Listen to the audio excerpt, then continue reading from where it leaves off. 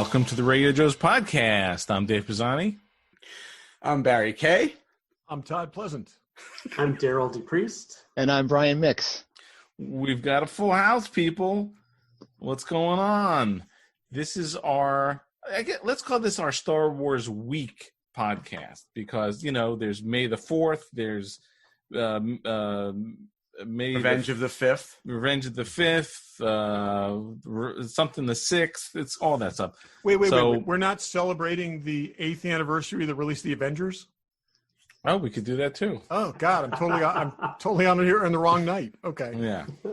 So we're recording this the day after May the 4th, and hopefully you had everyone had a prosperous May the 4th. There wasn't much to buy unless you went online and didn't get anything, but I think we could all celebrate this stuff in our own way, and we're going to celebrate from a retail perspective. This was a very lackluster May the 4th, but which is probably better because most of the crap you buy that comes out for this is worthless anyway. Not worthless. Barry, did you, just out of curiosity, did you go like stand in front of the Target with a bunch of other guys and speculate on whether there was going to be anything there, or just? I didn't, but Okay. This is the first May the 4th in like 10 years where I haven't been at a store at 8 o'clock in the morning. Okay. Well, you didn't miss anything. This was the most low key one as well. I think the circumstances, Barry, made it so. But you know, every other year seemed like bordering on too much commercialization. Yeah. Have you guys ever discussed where May the 4th came from? When was the first time people said that's because we celebrated May the 25th as Star Wars Day for years. It's relatively new, isn't it? I mean, Yeah. I think it was like fans did created. it one year, and Hasbro and Lucasfilm latched onto it the following year and just ran with it. Okay. Yeah, I think there were a couple of years in there, but definitely Lucasfilm embraced it, and then everybody kind of jumped on it, and then it became big. I remember talking to my counterpart at Lucasfilm after they kind of made it big. I said, "Well, this is suddenly it's gone from a fan owned thing that was created to suddenly being too corporate. It felt like the pendulum had swung over there." But I think the vast majority of people don't care because they just love a public recognition. Yeah. yeah, I kind of treat it like a Valentine's Day or something. It's not, it's just nice to say something nice or do something that's not about buying cheap It's crap. a Hallmark holiday for sure. Well, I tried to start another one at Hasbro called "I Am Your Father's Day," and one year, I know I did, Todd. 1 year. Don't even joke. I've heard they're doing that this year, Daryl. Well, then its roots are in what we put out. We actually put out a combined 2-figure pack, a Vader and a Luke pack, which will have pertinence to later in the conversation. It's not possible. With a card, so kids could give it to their dad, and both kids get a figure. And you're laughing, but it's true. You can go back and look at this. We made it, I think, in 2007. It might have been 2007, 2008 time period, and it's called "I Am Your Father's Day." I am your Father's Day. We try to get that going, but ultimately, it I didn't did sell hear very that well. I don't know if it's Hallmark that's doing product for I Am Your Father's Day or somebody else, but I heard that somebody's doing that this year. Wow. Well, great. I hope I get residuals. There you go. God damn it, you should. Daryl, you totally missed the opportunity to say that. Yeah, I was just sitting around Hasbro offices one day, and I said, "When's that due?" "Oh, May the 4th." And it was like, May the 4th. May the 4th. Get Lucas on the phone. No, I never got that one until the fans did it. And I said, Okay. "Oh, that's so brilliant." Yeah, jeez. In credit, "I Am Your Father's Day." It goes back to our Walmart sales guy, Bruce Candle. He one time said, "Hey, you've got to do something with "I Am Your Father's." "I Am Your Father's Day." Nice. I can commercialize that. Of course. Why not? Why not commercialize? So everything we do today is going to be Star Wars related, even though we're a day or two late, but it is Cinco de Mayo. So drink them if you got them, everyone out there. A little rundown of what we're going to do. Okay. Hour 1, it may trickle into hour 2, will be Last Jedi bashing. So we'll get that started in a few minutes. We're going to talk about the Clone Wars, the final arc of the Clone Wars and the finale. So if you haven't seen it, stop, go watch, come back, whatever. It's awesome. You should watch it. Yeah. Then we're each gonna have a little Star Wars topic. So then we'll go. Then maybe we'll do some what's in the box. So Last Jedi sucks. Let's discuss. No, it's now. The problem is it's now on TNT or TBS or whatever. So it sort of randomly comes on the TV, and me and Mark have to like scramble to change the channel. And Pam's like, oh, it's not so bad. Like, there's certain things we don't do in this family. We don't do drugs. We don't kill people. We don't steal, and we don't watch The Last Jedi. That's what goes on in this family. It's I had a. Yeah, we I had just a, don't, Dave. We just don't watch The Last Jedi. Yeah. I had a moment this weekend that I won't go into, but I had a moment where as I'm thinking to myself that what I'm watching is not nearly as bad as I thought it was and everybody thought it was, all I could think of was you guys holding up crystal skulls. So it's now permeating every part of my life. You were watching Last Jedi? I was watching, it was not Star Wars Okay. related. I was watching a movie going, Skull himself. man, this isn't nearly as bad as I remember it being. This is pretty good, actually. Barry, that's like running in a track in your brain all the time. Was it Terminator Dark Fate? Because you were right. No, it was definitely not Dark Fate. Dark That Fate movie's sucks. That was like awesome. I just picture Barry like gets up in the morning, his coffee. It's like, wow, this really isn't as bad as yesterday. And then on his commute, he's thinking, yeah, the traffic's much better than yesterday. I want to go through life with the Barry K. Oh, me too. I I just wish I had a commute again. I totally. Well, your commute is now walking down the basement stairs. Frankly, Well, Exactly. but you didn't run into a kid this time, so it was faster. yeah, This is true, yeah. it's still lockdown, people, but Yeah. I don't think it's ever going to end, and that's fine as long as people get their jobs back. But that's not what we're talking about. So we're going to go some quick random. Oh, I never started my timer. All this talk about the timer, and I never started it. Let's go quick random. Who's going first? Barry, what do you got? Daryl is actually going to go first. I'm going to go first, and my apologies to the listening audience because mine is I think it might be the one non-Star Wars thing. But this week, it was announced that the man that everybody here knows as the Mountain on Game of Thrones, his name is Hafthor Bjornsson, Of course. broke the deadlift world record on Saturday by lifting, and this is insane, 1,104 and some change pounds from a deadlift. That's Wow, insane. a ton. So So like not half a dragon. so when I go back and watch, it's like half a baby dragon, small dragon.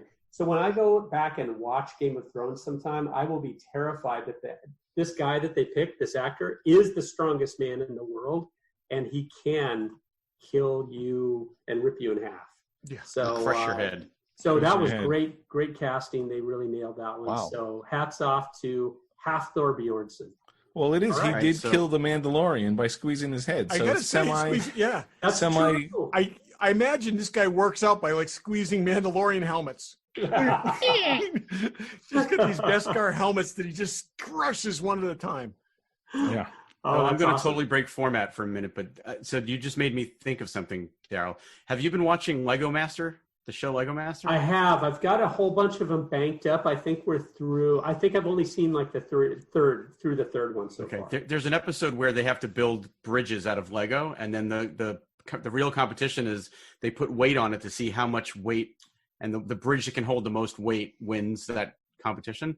There was a bridge that looked fairly janky that they ran out of weight. It was up to 1,000 pounds Wow. on that Legos? bridge out of Legos, and they ran out of weight to put on it.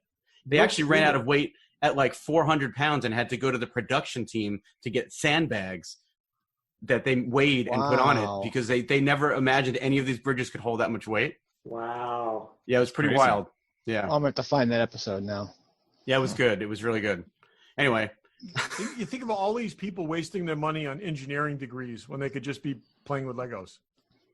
That's another side story to your side story. My wife had a build a bridge out of toothpicks contest in elementary school. Her dad's an architect, so she built a bridge she could stand on. Yes. Oh, Yeah, wow. Oh my gosh. Can be done. yeah, Lego Masters is interesting. If you like building stuff and Legos and making stuff, it's actually been pretty interesting.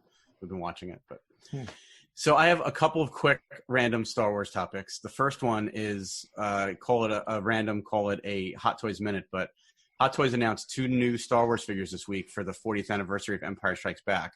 One is a reissue of the Darth Vader Empire figure, but it's in like a new box that looks almost like vintage Star Wars packaging. The other one is more interesting, and I don't know that I like it, but it's a Hot Toys Boba Fett that's decoed in the vintage action figure paint scheme. Oh. So it's got bright yellows and bright reds, and it's the Hot Toys level of detail, but it's the color scheme from the vintage action figure. Huh. It's Interesting. pretty wild. I see Daryl's legal wheels turning in his head. No. Sadly, I no. think for Empire- Lucasfilm owns all that. So that's really interesting. So what Hot Toys is doing is an homage to the vintage Kenner action figure, right, Barry?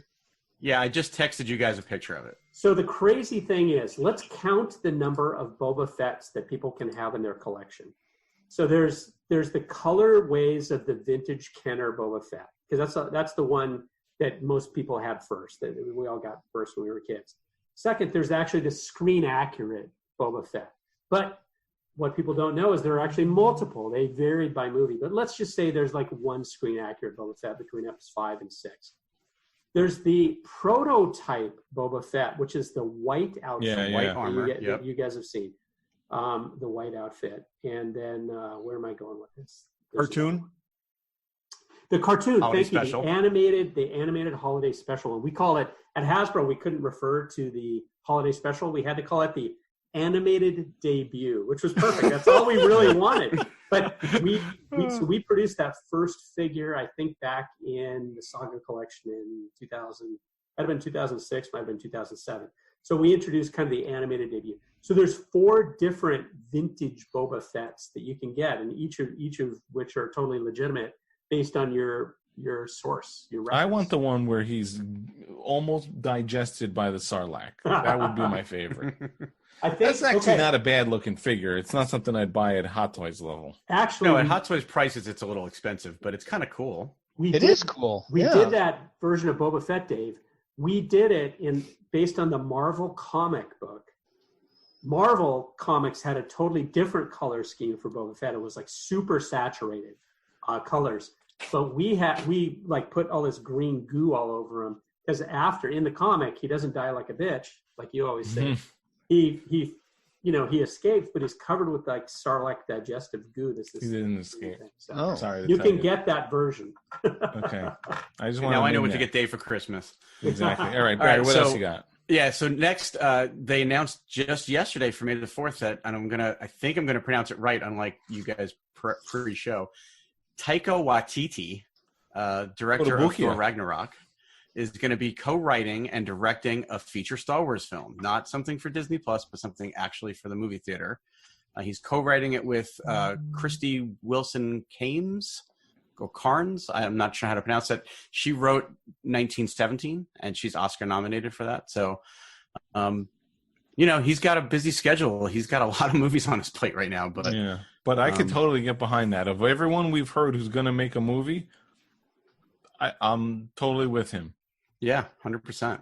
I mean, not the Benioff, well, they left, and certainly not the Voldemort that we don't speak of. Right. Who else? Has anyone else been announced that they'll make a movie? Not for feature films, no.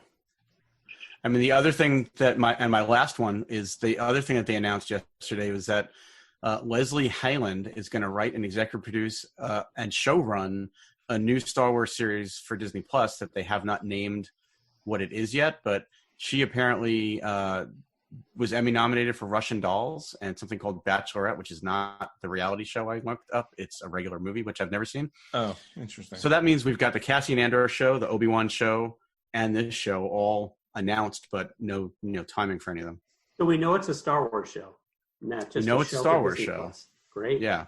Interesting. Wow. Let's get one of the other ones, but Yeah, and apparently today I saw a picture that was posted of I forget who it was, but somebody's that directed it. They're kind of now announcing who's directing episodes. oh yeah, they did. of Mandalorian. There were 2 that I saw on Instagram. One, Robert Rodriguez, which is huge. I mean, he's done a lot of cool stuff, and also Peyton Reed, who I think That's did who the it two was. Ant-Man Yep. movies. Yes. Yes. So Yep. those are That's who it was. awesome choices. Yeah, and I watched an interview with Dave Filoni today that was released yesterday, and he did say that they're still working. I mean, they finished photography, and I guess they're set up in a way that they can keep doing post production even remotely. So Yeah. I think we'll still see Mandalorian. He wouldn't. They kind of asked, and they knew he wouldn't answer. He didn't commit to whether they're still on track for later this year or not. It's supposed to be Octoberish, so that seems Yeah. doable, which is good.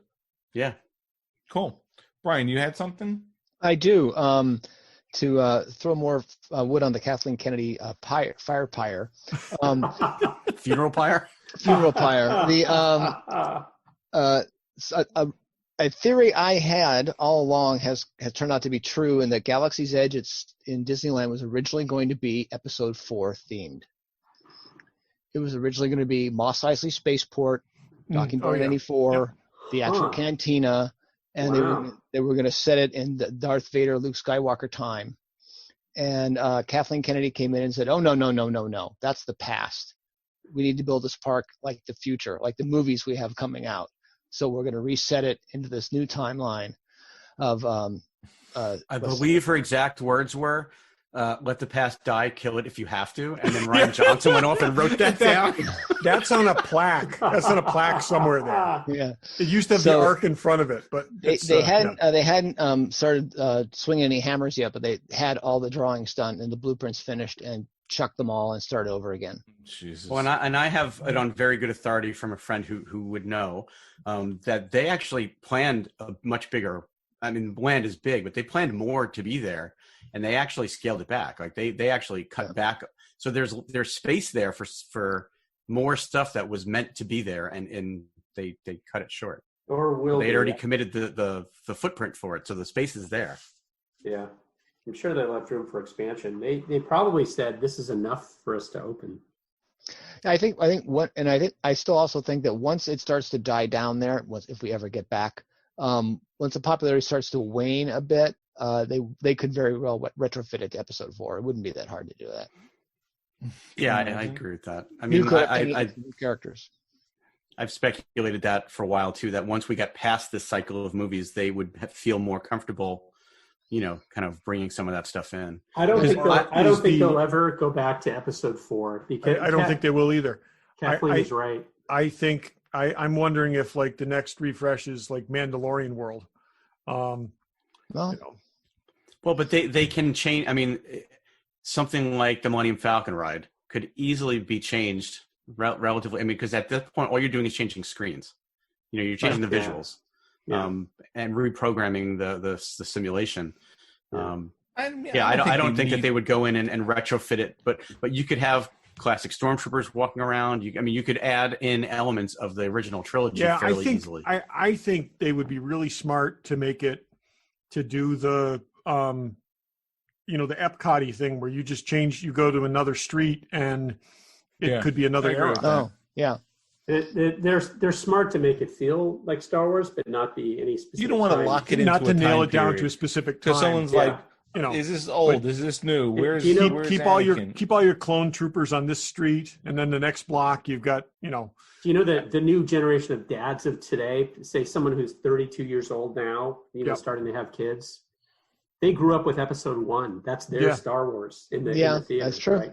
Yeah. This is their dad's Star Wars, and we might have shared it with them, but it's good that it is sort of ambiguous. Other than the fact that you have like Kylo Ren walking around, it makes sense. I'm fine with that. But Brian, I'm just curious. Source on that, is that something that was like officially released, or is that just something I read it on the internet, so it must be official. Okay. Yeah. Oh, yeah. Must be true. Is that you got it out of Kathleen Kennedy, who's in your basement tied up? Yeah, I've got it tied up in my basement. No, I know you guys bash her, but I mean, she's the one that greenlit Rogue One and The Mandalorian, and she's hired these two new guys to do these new movies. So she might have a bump in the road now and again, but she does make some good decisions here and there. Okay. Listen, her Thank you track for being record on the show, Brian. Track record prior to cutting feed 5. Yeah, I mean, she had a really strong track record before she ever got to Lucasfilm. Yeah. You know who's awesome all the time? Fanboy Collectibles. Yes. Those guys, you're in quarantine still. You need toys to play with. Check them out. Fanboycollectibles.com. They got Pops and they got Hot Toys and they got Sideshow and they got Kotobukias and they got Kotobukayas. They got all of that stuff. And if you want to celebrate a delayed May the 4th, that's the place to do it. They've got Sure, tons there's of great Star Wars Mandalorian stuff on there. There's Pops and I think there's Baby Yoda stuff maybe. Certainly When we get to what's in the box later, I'm going to talk about something I got from Fanboy Collectibles. Nice. And you can pre-order the Hot Toys Into the Spider-Verse Spider-Gwen, which I think is absolutely awesome that they're doing That is that. pretty cool. Hot Toys just does so many diverse things. It's just crazy. They're awesome. But check those guys out. I don't think their store is open right now, but check them out online, fanboycollectibles.com. Tell them the regular Joe sent you. They're still They're shipping. definitely operating, even if the That's what I'm retail's saying, not they're open. shipping. They're So- operating, yeah. For sure.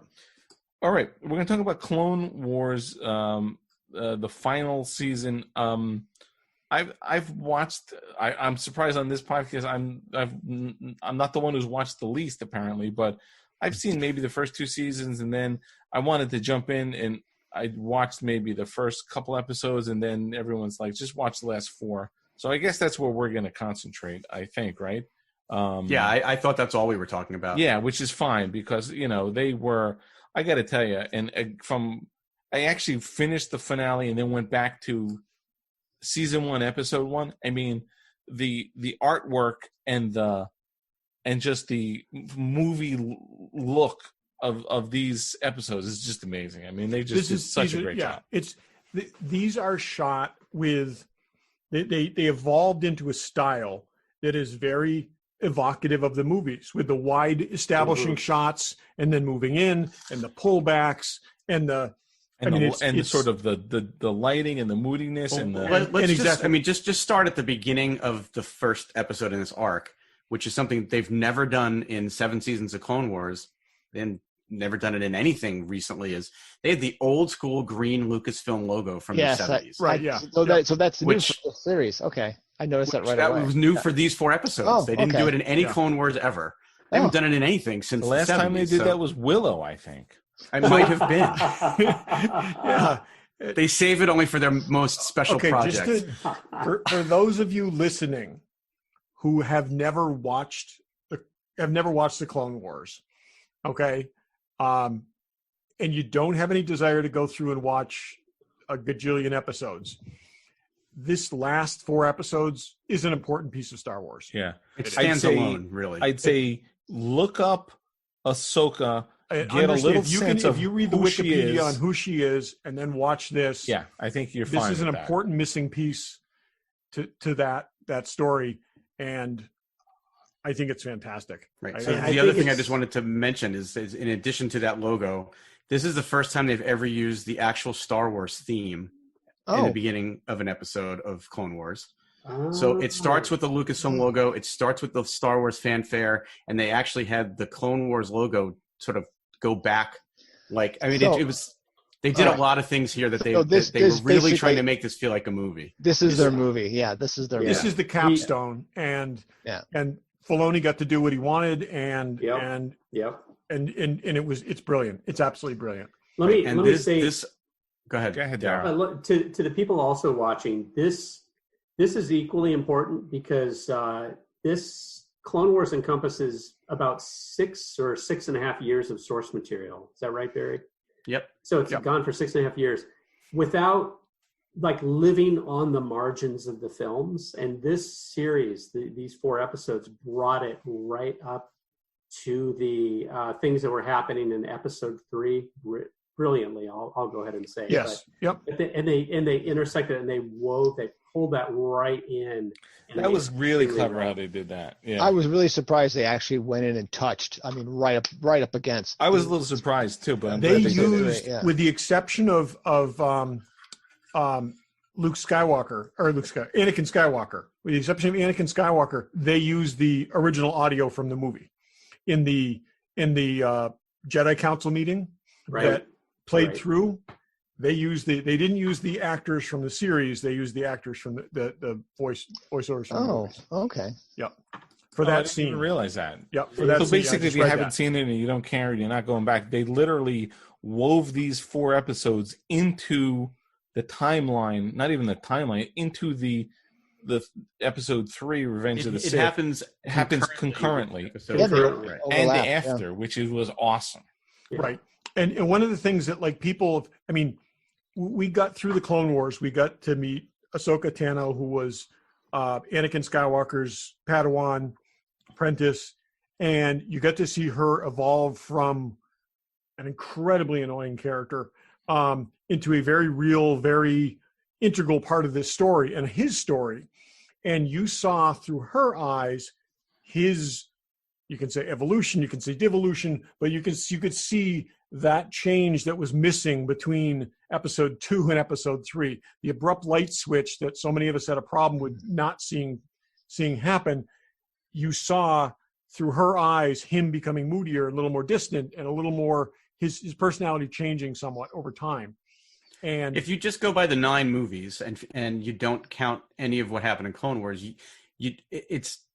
you're told that Anakin Skywalker was a hero and that he was a great pilot and that he was a great friend to Obi-Wan and all that, but you never see it.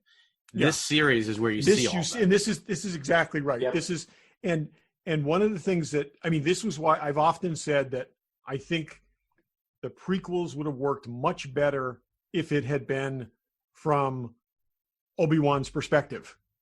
And he was the outsider looking in. And you get a lot of that in this. You get a lot of his perspective. Get it basically from Ahsoka's point of view. But you get Ahsoka's viewpoint, but they shift around. You get Ahsoka's viewpoint, you get Obi-Wan's viewpoint, you get Anakin's view, and that shift of perspective played out much more over time, makes a much more credible narrative. It's right. And as you said at the beginning, Ahsoka was annoying, and she was. There's no doubt about that. She evolved to a point where in the first episode of this arc, she actually feels very confident standing up to Obi-Wan. Now, yes. just for people who haven't watched it, she was his Anakin's Padawan, and then at a certain point when Disney canceled the show, they quickly rushed out an episode where she leaves the Jedi Order and she goes off on her own. So she's no longer a Jedi in training, and she's sort of handed in her lightsabers and she's off doing her own thing. She gets pulled back into this story through a series of events that we won't go into.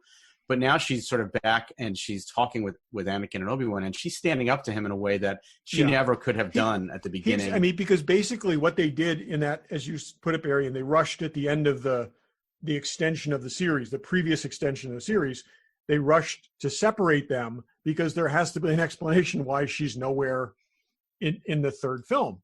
And so that was very abrupt.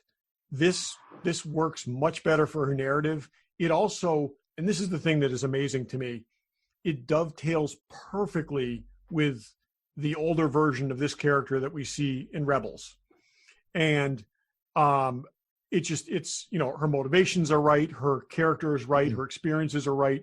It was all Filoni, but he did a fantastic job saying, these are the pieces on the board at this point. What can I move in between and make this tie together? And it's fantastic. What's the time period of Rebels? Where does that take place? Rebels is just before A New Hope. Star Wars. Yeah, it's like within a year of or 2 years of New Hope. Yeah. The other thing is, again, we're sort of talking to people who haven't seen this stuff. Darth Maul is in this thing. So but pause for a second. Okay, because you've Darth seen Maul's less than alive. Okay, so not all races have the same anatomy. Okay, and some it's just some a can flesh be wound. He got cut in bisected. half. It's just a flesh wound. Can be bisected and continue to live viable lives. His basically lower pieces, he was found by a race of people that basically fit, or things that fix things, right? They were droids, Barry? He was basically found in the garbage and put back together with robot legs. And actually, the initial version of the robot legs, spidery legs were spiders. Yeah. And I will tell you, the one thing that I was kind of hoping for in here, and this occurred to me while watching The Mandalorian, and it's like, I actually thought this watching The Mandalorian. I'm like, what if Maul can pivot at the waist? He can do the turret move Okay. IG-11. Just like IG-11, because there's no reason he can't. There's no reason he can't. I was For actually people that looking only for ever it. saw the movies, though, and for somebody who saw Solo and was trying to figure out how is Darth Maul in that, spoiler Right, alert, yes. Yeah. This helps explain. But Maul, I mean, throughout all of let's go Clone back to Wars- Maul. Go ahead. Okay, but Barry. let's Let just Barry say- go with Maul. If I first. just I was say just one going to say, thing. throughout all Okay. of Clone Wars, you get the how is Maul still alive? And But there's he's no been in- question there, because in Star Wars, if you fall down a hole, You're alive. You're Anyone not falls down dead. a hole's alive. Not Except dead. for Boba Fett. Not dead. Yeah. That's right. But yeah, Yeah. he's been an important part of the whole arc of Clone Wars from beginning to almost from beginning to end. But About season 5. no, he was by probably Earlier. season 2 or 3 Early? he came yeah, back. much earlier. Yep. Ah. Yeah, but he, so he's an important part of this arc. And actually, my favorite line in this episode, and maybe of this whole arc, is when Obi-Wan says to, because Ahsoka's basically going on a mission with Bo-Katan, who's the Brilliant. rightful Absolutely heir brilliant. of the Mandalorians to go capture Darth Maul, and Obi-Wan says, "Best to capture him. I killed him once. He doesn't stay dead." The other thing that's interesting I found, like in one of season, I can't remember what season it is, but Obi-Wan fights Maul again with someone else. Ventress, maybe? With Ventress? And they both lose. But Ahsoka is holding her own against Maul, which is Well, interesting. and in Rebels, Ahsoka has skipping two ahead to lightsabers. Rebels. I know, I've- but I found her to be all of a sudden Rey-like powers to be quite extreme. she's a very established character, and they showed you her from a Padawan up to Right. being sort of this And basically has Almost never Jedi. not been training. Okay. Oh, It's and that's the thing. And the other thing is she's also trained by someone, who was trained by someone who Maul killed their master. Right. So- but they also even established that with one of the lines of dialogue in one of these episodes where she basically says to Rex, we were brought up to be keepers of the peace, but I've never not been a soldier. Like she's Yeah. been Yeah. fighting Yes. since Yep. she was a little kid. Very That's all she exactly. knows. She's very different than the Jedi that came before, because war was novel to them. This has always been her life. Right. And she basically grew up in the Clone Wars. Now, Yeah. Right. and I've never seen any Rebels. I don't think is Rebels the one with the kid and the old Yes, man. It is, and but just as a spoiler alert, there is an episode of Rebels where Obi-Wan finally does kill Maul. So I mean, Oh, he does. that battle Yeah. happens. Yeah. okay, wait. So that's what I was going to ask. So the timeline. Let's go back to the timeline. So Maul makes it all the way through the Clone Wars. Maul dies before A New Hope. So where does Solo Oh. take place? So Solo, in theory, Solo is like 10 years before A New Hope. and this is yeah. This And is I'll say this- if you this- haven't seen that scene, just go on YouTube and watch that scene. It's absolutely brilliant. It's okay. Because I was probably- wondering if Maul's going to show up in Mandalorian No, somehow. he's not. But No, he won't. He's not. But I don't know if did he if- cut and I him know we're lengthwise? Is that the way to do it? I know we're skipping around a little bit here, but there's also in one of these scenes when Maul is talking to his like sort of leaders of his faction. What's his name? Dryden Voss is shown there in a hologram. Yes, he is. He's, Yeah. and he's Yep. the the bad When guy. he tells from them Solo, to go to so ground. Yep. He Yeah. tells them to go underground. Yeah. I Yeah. was in the second episode. Okay, so second question: Mandalorians with their helmets off. What's up with that? I asked the same question. So my Well, theory with this is My that's- theory with this is when they left Mandalore, okay, and they spread out through the galaxy, they stopped taking their helmets off so that you would never know how many of them there were. Oh, when they Well, became so they became a so rogue. something else When to they think become about is- basically mercenaries, Yeah. okay, when they were separated from the clan, they stopped taking their helmets off. That became part of their code so that you would never know how many Mandalorians there actually were. But they've also referenced the Great Purge, which I believe happens after all of this. So, like, well, there's still most- Mandalorians, Well, so yeah. no, You had- but most of the Mandalorians get wiped out. Yeah. And the few that are left, I think, Yeah. are. And if you, and I've been rewatching Mandalorian too, and they do talk about the fact that these aren't all a race of people from Mandalore. These are people who've been taken in They're more like by Mandalorians. It's almost more like the French Foreign Legion in some ways. It's it's those who follow the code and stuff. But I think on Mandalore they have one set of rules. Off Mandalore they have another set of rules. Well, so for those who haven't watched the Clone Wars, but who maybe had experienced some of the Mandalorian exploration in the expanded universe before that, they're very different. The Mandalorian, the kind of Mandalorian creed and ethos was just like what you were saying, Barry, where it was not a race, it was more like a creed of people who would adopt orphans, and it's more like what we're seeing in the Mandalore TV show, which is interesting because they're both produced by Dave Filoni. But the Mandalorians that we see in Clone Wars are completely different from anything that went before. It totally redid everything. Well, they were obviously on the verge of a civil war, so who knows? Maybe they blew themselves up. There's but in the Clone Wars, we see two factions on that planet. Okay, historically, and one embraces the old ways, and one wants to be peaceful and reject the warlike ways and all this kind of stuff.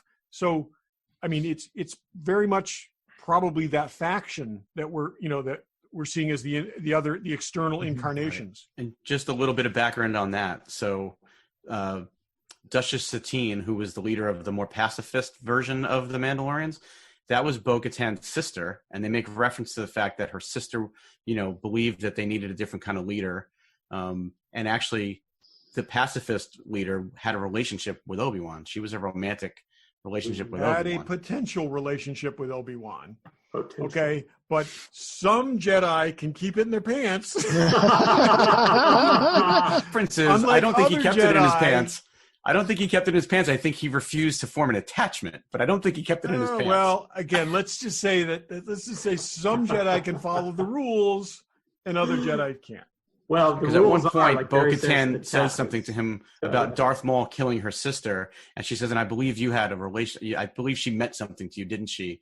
And then Anakin gives him this look like, "What do you mean? What do you believe?" Because Anakin didn't know. I think there's like before you take your vow, before you become a master or something like this, it's kind of like priests in the seminary can still kind of it's like Rumspringa for the Amish. Yes, exactly. But I think when the time came, he was like, he gave up his Padme.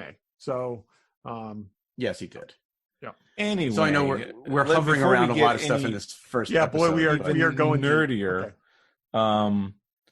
But you've watched 4 episodes. This is 7 seasons of that's my third question is, so I watched the first few episodes of the show and it didn't grab me. One is a good place to jump in. If I want to go back and jump in, where's the last 4 episodes? Yeah, maybe I did it. You know what? There's I would say almost equal parts great episodes and not great episodes, and there's probably some really good guides online. You know what you can do though? You can pick the way this show works. You can pick a character and follow their arc through the show. You can say, what are the best Obi-Wan episodes, and watch those, because people have made lists. There's an entire arc that's the Mandalorians that you can watch as a separate thing, which takes place over several seasons.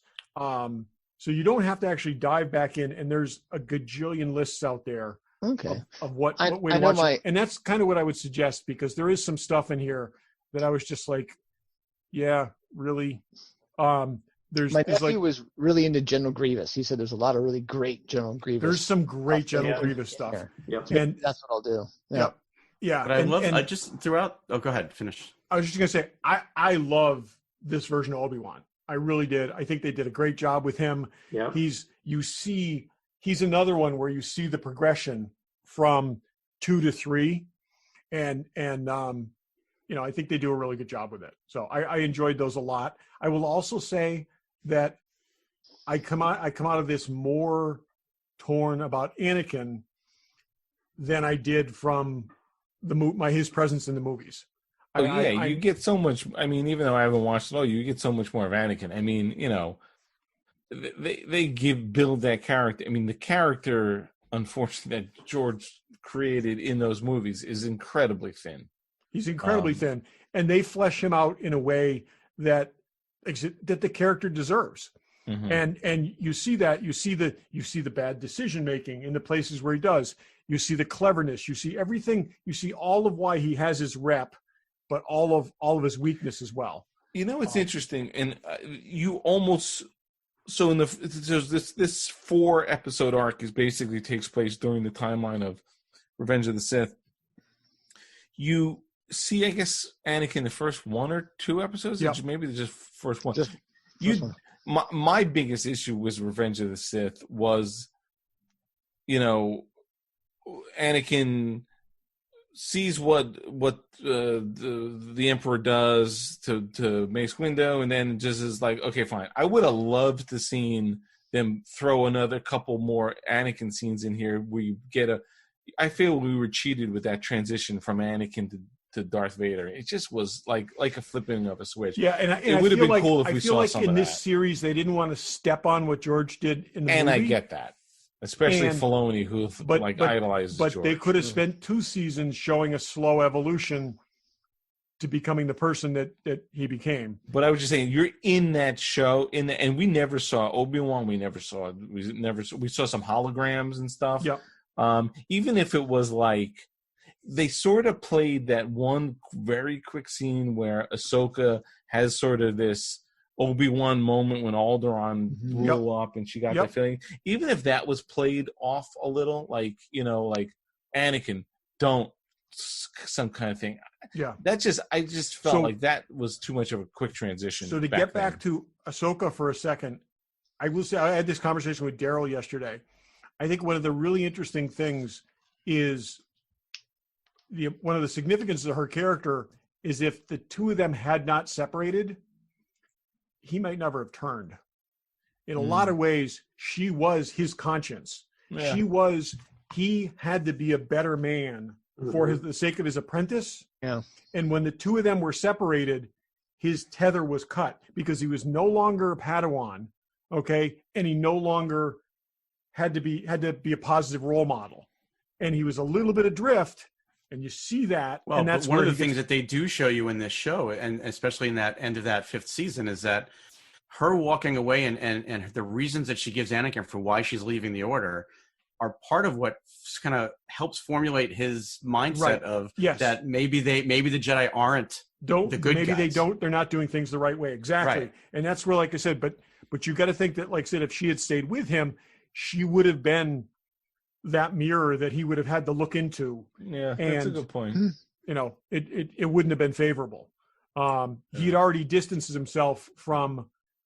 He already saw Obi-Wan as a peer and not a mentor, and Well, and is there also there's a moment in the first episode where when Obi-Wan tells Ahsoka that Anakin's off on a mission, and that when she finds out that it's basically he's been sent to spy on the Chancellor, her reaction is he's spying on the like she even knows that that's the wrong thing for Right, him yep. at that frame of mind that he's in. Don't send him off on a mission like that. It's just gonna continue to drive that wedge between him and the Jedi. I mean, they kind of.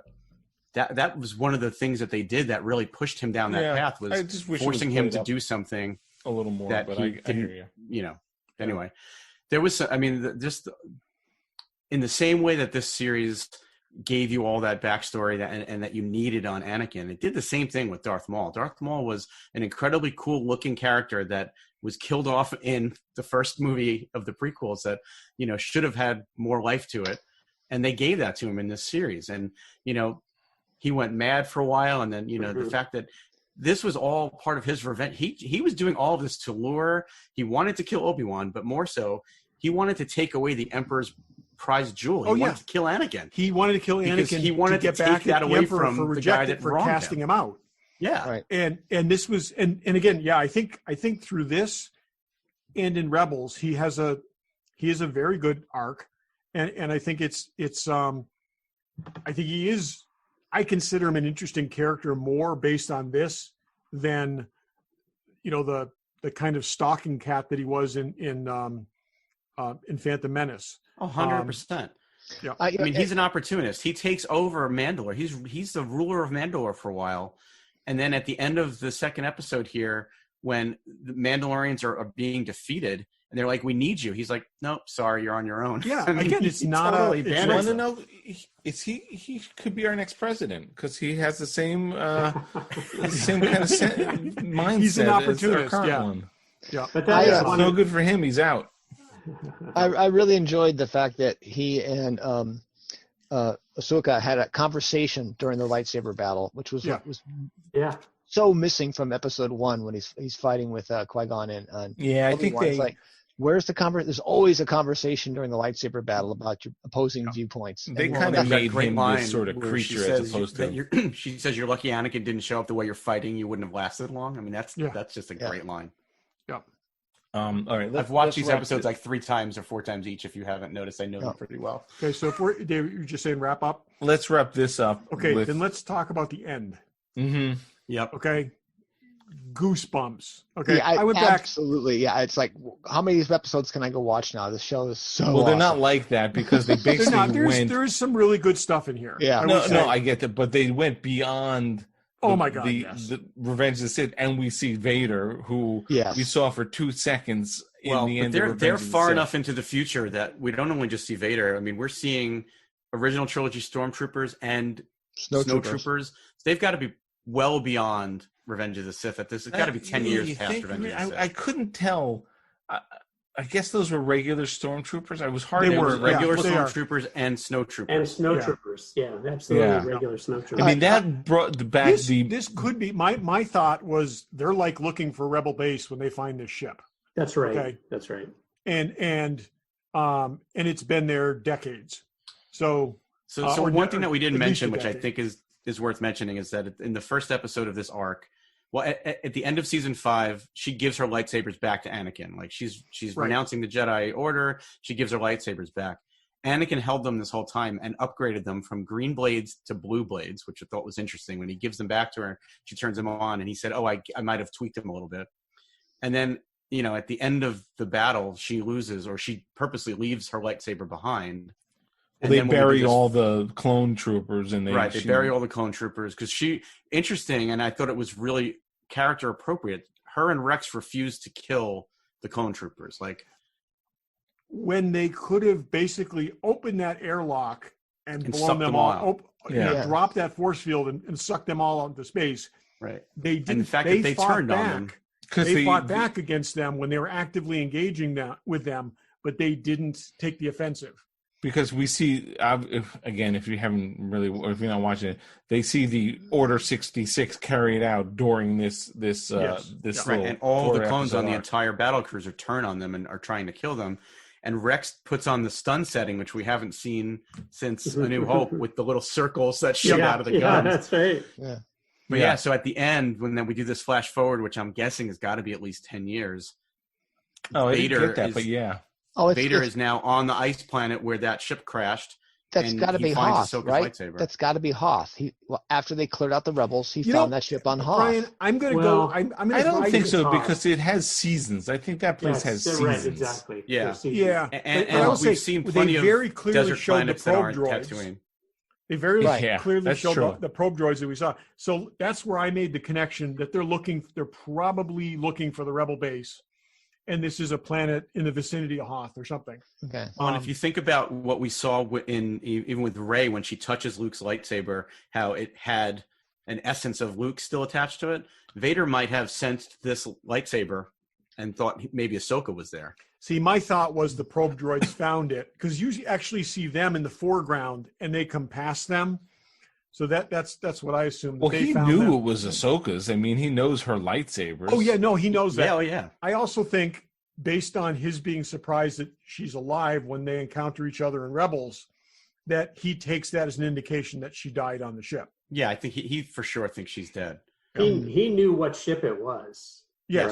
Right? Yeah. So No, that was interesting. That was as exciting as when Vader showed up at the end of Rogue One and just Yeah. destroys everybody. I mean, that was pretty cool. And you And talk they about really- cinematic shots, the way that they pull back and you see Oh, in his shadow in the the visor of the last helmet. shot in Yeah, Clone yeah. Wars is a clone trooper helmet with Vader the reflection of Vader walking away. And there was no cartooniness. It was almost as if they drew him to make him look absolutely real. I mean, they did. Other nice than job the with that. figures of the characters themselves, this arc, I mean, the way the ships looked and the way that it all felt very cinematic. It felt like a movie. It was amazing. exactly. It was so good. And the Vader was in episode 1, Star Wars episode 4 Vader with the red lenses. The red lenses. Yeah. And if you The look new really Vader. closely, Yeah. the way that they're looking at him from above, you can actually see Anakin's eye through the Yep. red lens. Yeah. Nice. Yeah, you really.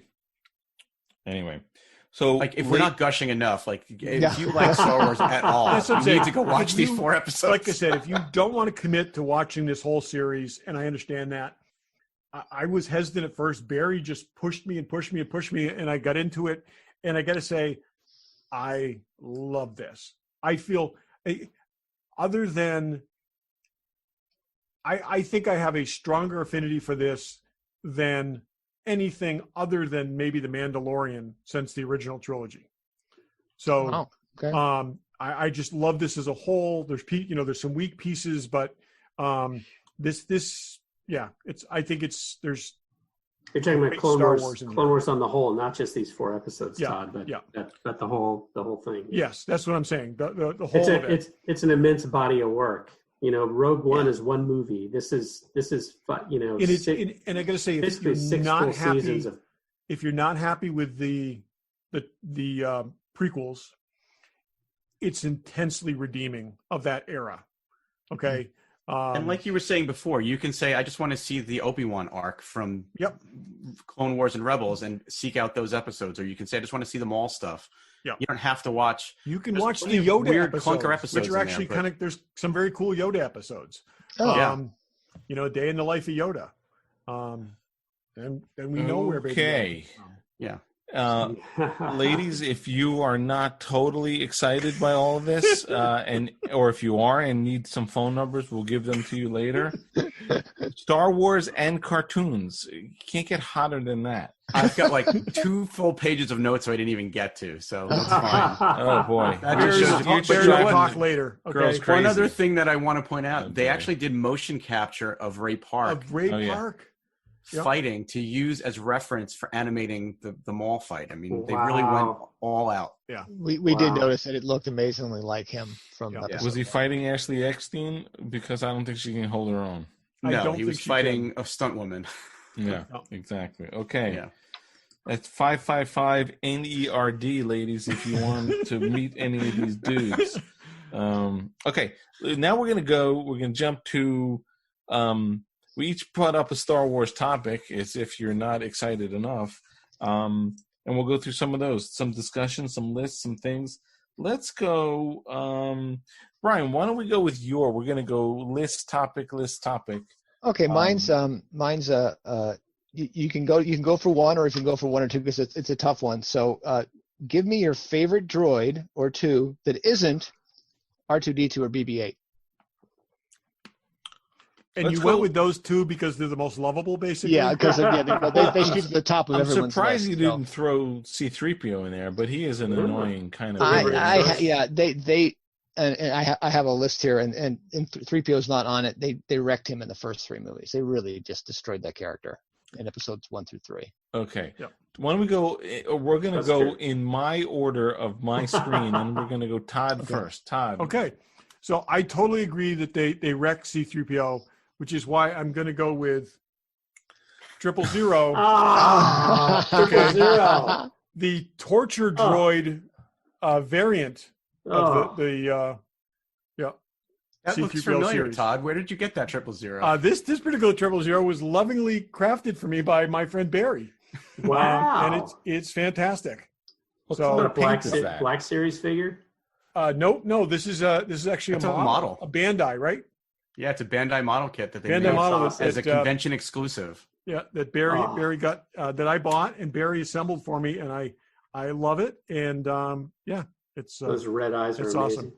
If you Okay. haven't read Dr. Aphra, the Star Wars comic, it's great, but just to have basically a version of 3PO who frequently asks, "May I kill them now?" Who has needles for fingers? It's just awesome. Yeah, and he's I very love polite that about comic. it. That's the thing. He's got very similar mannerisms, but it just He's a generally protocol ends droid. with, you know, He's it always a- ends with something really horrible. He's a psychopathic protocol droid. He totally is. Yes, He's fluent in over 6 he's got million different methods protocols. That's the way I of like to killing. put it. He has Yeah. different protocols. So who's next? All right. Okay. In my screen, I'm actually next, so I'll go, I guess. I wasn't planning on that. But, it's funny. I had a couple different things, but I got to go with K2SO. K2SO is awesome Yeah. from Rogue One. I mean, he's a smart ass, played brilliantly by Alan Tudyk. You can't go wrong with K2SO. And it was really, really sad when he, spoiler, didn't make it It was. in the movie. Yeah. I guess nobody made it in that movie, so... But we will very see sad. more of him. So Yeah, Yes, we're going to see him in this series. Yeah, that'll be exciting. But I gotta love K2SO, and it's funny for a really new character. Honorable mention to the mouse droid. So next is Daryl.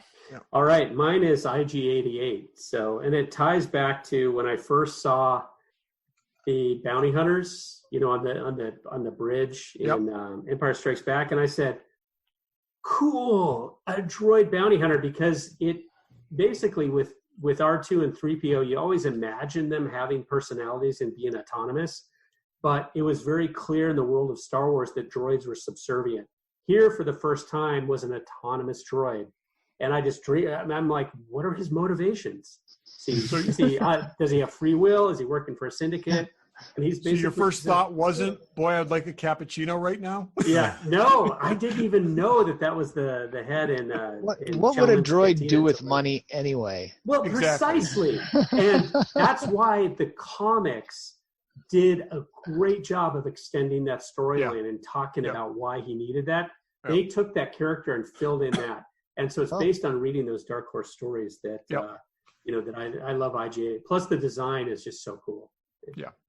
So cool. And We know got where you even can get one of cooler. those heads. Got even cooler in the Mandalorian. in The Mandalorian. When we saw him go full turret, that was that was amazing. awesome. Oh, got amazing. Awesome. Okay, Brian.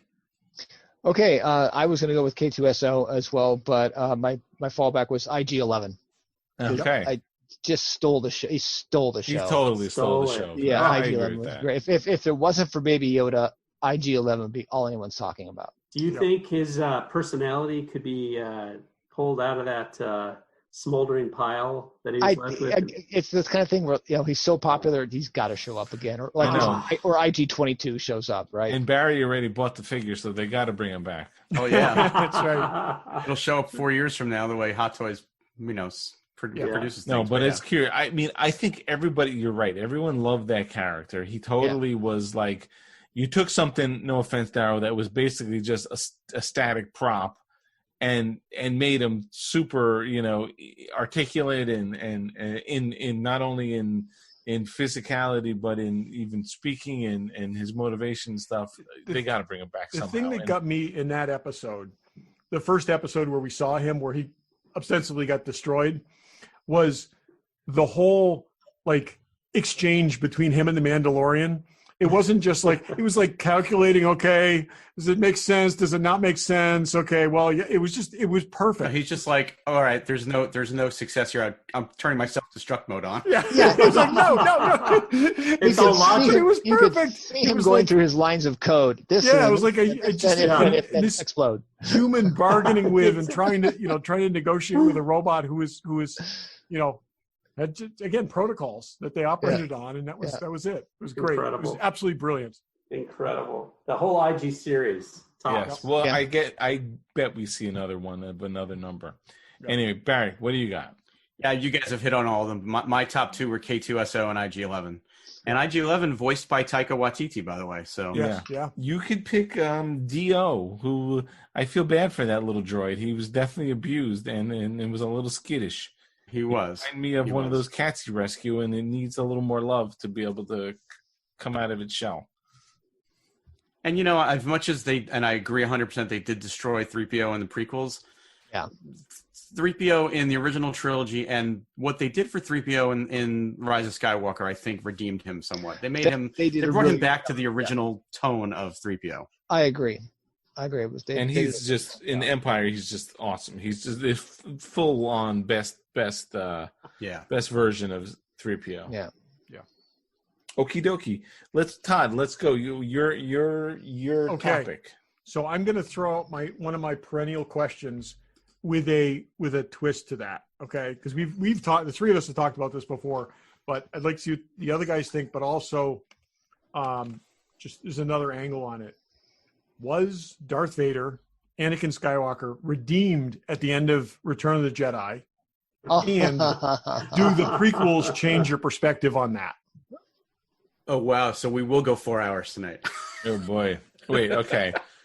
So was he redeemed? I will say, you mean I was capable of perceiving it as redemption until the prequels. The prequels? You mean the sequels? Episodes. No. What he's saying is he didn't actually kill the Emperor. So what was redeeming? No. But what I'm saying until I saw the extent of what he had done previously. Episode 3. Okay. Yeah. I see now. Okay. So, and that's where, like I said, episode 3, there's a scene in there that I think there's no coming back from that. Yep. I basically feel like if your boss tells you to go kill a bunch of children, and then later you turn on your boss when he tells you to kill your child, that doesn't make you a good guy.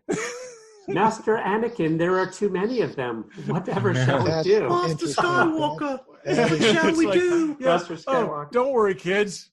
I'll save you. And then he doesn't kill the Emperor after all that. That wasn't his first time killing kids And he either. botched killing the Emperor. yeah. Don't you know? Don't throw someone down a hole. Come he on. killed the sand people, the women, and the children. Right. Yeah. Some of those All were of them. innocent contractors too. You know, it's Some of those interesting, sand and if you troopers really- were just like doing maintenance that day. Obviously, some of those we're sand talking people, yeah. about, within the timeline of the movie, because there's a lot of retroactive stuff. But Yeah. if you compare him to Kylo Ren, who, my girlfriend Daisy should never have kissed him, but that's besides the point. There's, did he redeem himself? He came back. He did the right thing, but never could live. That's the same thing. So my answer to your question, I think they did a better job with Kylo. Like he helped out, but he never should live. I mean, Vader died anyway, but you didn't get that sense that he did that much. I say no, he did not redeem himself. Because he didn't do that much, and he really did a lot of bad stuff. I have a hard time giving the weight of what the prequels have done to develop that whole story and what Anakin did to ever think that he could be redeemed with one action. Yeah. Basically at the end. I guess it's I don't know, is it a Judeo-Christian? I saw him in the original films as the Emperor's enforcer. I did not think of the dimensions of it until the prequels. Totally. Yeah. Yep. Obi-Wan does mention it, but it's just mentioned. They don't show you him doing it. But he did mention that he hunted down and destroyed the Jedis. Yes. So Jedi who can fight back. Yeah. Okay. When I go back and watch Episode 6 or Return of the Jedi, that scene still, it doesn't feel right to me knowing the weight that I do, the knowledge that I do. It's not right. Just to be a contrarian on it, he doesn't just kill the Emperor, he brings down the entire Empire. The Empire falls that day. So the rebels win, the war is over that day at that moment. But that's Force not Awakens necessarily his goal. That's more an effect of a catalytic thing from his refusing to kill his own child. No, I don't think he's redeemed. There's no way. He didn't refuse to kill his child. Anyone thinks he prevented the Emperor from killing But his now child. we know the Empire really didn't fall. It just became a fragmented thing. The Empire It just got better uniforms. the Empire did fall, and then something else rose up in its ashes. And it's Yeah. Well, that's the I mean, thing. If it's the original trilogy, we sort of look like, okay, he's a good guy. Then when you bring in the context of everything else, like there's no way he can't be good. So I think ultimately the question is, does he deserve to be the good Force ghost at Force the ghost. end of the movie? And he So- does not. Well, here's Well, the thing, and this is what but he's you there, guys, when we so- talked about this last time, you guys argued that there had to be some sort of redemption because he reappears as a Force ghost. And I've been thinking about that for 4 years. Okay. And it occurred to me that it's been made clear that that is an ability. Okay. Yeah. Okay. That is true. To manifest yourself as this Force ghost.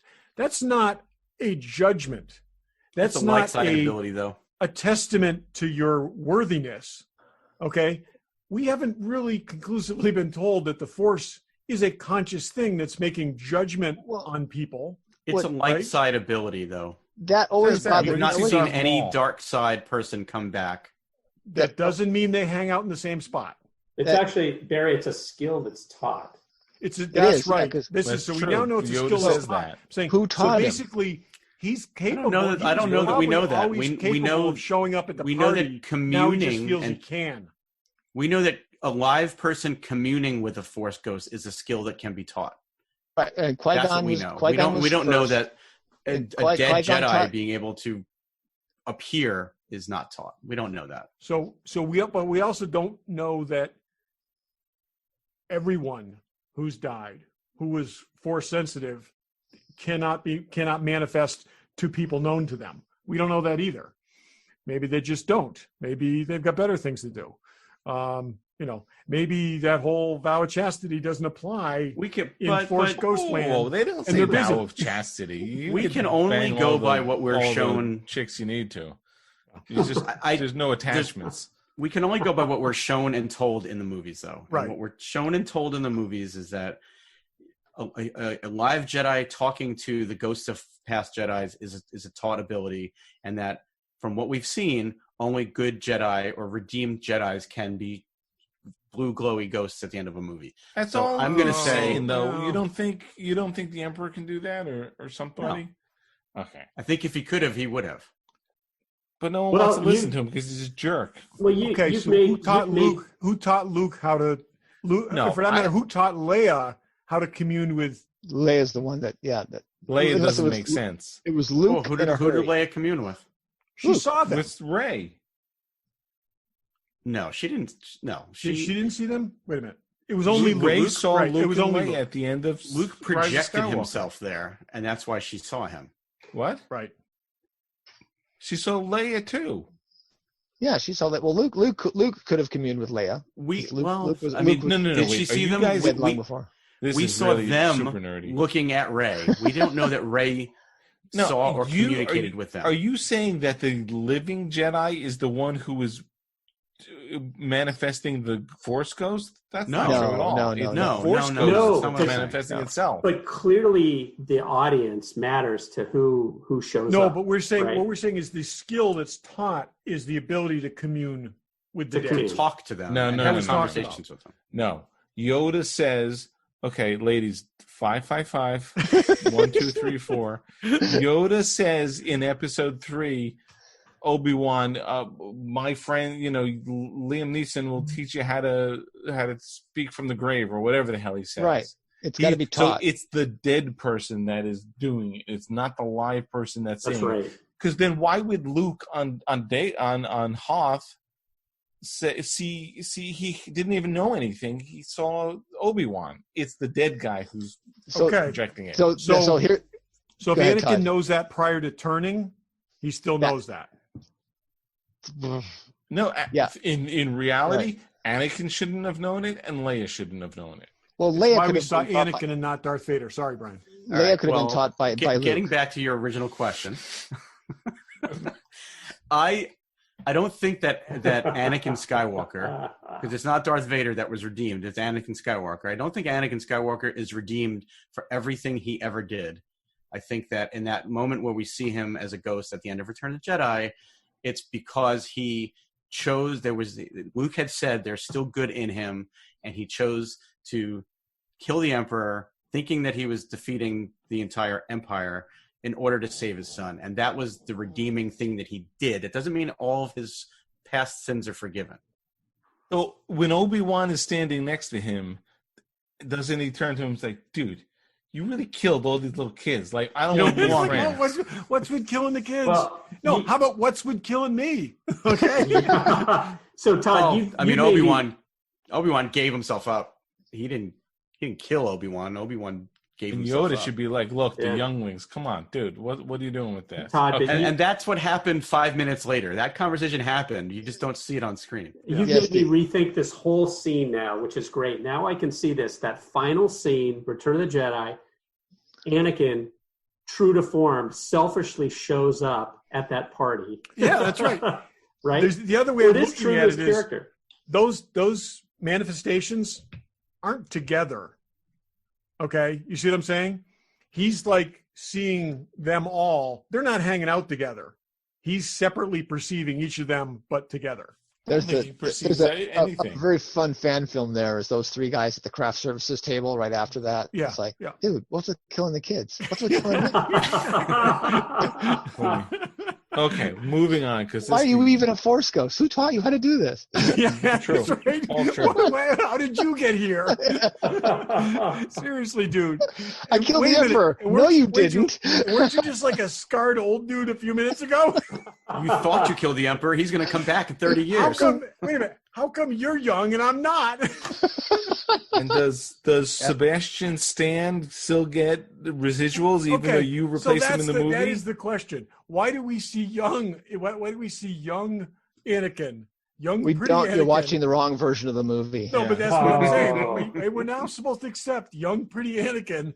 I But I know but it's old, Sebastian Shaw Obi-Wan. for I those still of you want the who were yelling Sebastian at their Shaw radios. version. There are people Um, listening to this who have never seen Sebastian Shaw in that movie. Oh, So I've got Yeah, no, a story. I was in the theater at the Paramount lot. I got invited to a special preview of Return of the Jedi before it opened, and they handed out these program books, these really nice thick program books for the movie. And we flipped the back, and here's the cast list, and it says Sebastian Shaw, Anakin Skywalker. I'm like, what the hell is this? This is like you guys have rolled. wow. Hey, what is this? Anakin Skywalker? Who the hell is that? Oh, you didn't even know. Yeah. Spoiler. Wait, Spoiler did we in the even know his program book. name? When did we know No. his name? No. Oh wait, No. we did. Yeah. Yeah, we did because Luke says, "I know you're Anakin Skywalker," and he says that in. Oh no, it's Yeah. in Jedi. Is that in Jedi? Yeah, that's in Jedi also. So no, we didn't know. We had no idea who that was. People guessed Interesting. around me, went, "Oh, that's got to be Darth Vader." Yeah, why Anakin and not Darth Vader? Yeah, Yeah, exactly.